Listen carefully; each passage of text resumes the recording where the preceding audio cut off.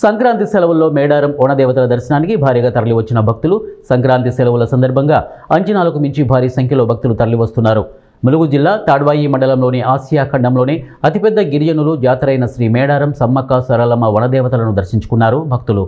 ఈ నేపథ్యంలో ములుగు ఎస్పీ కేకన్ సుధీర్ రామనాథ్ ముందస్తు ప్రణాళికతో భద్రతా ఏర్పాట్లకు కట్టుదిట్టం చేశారు.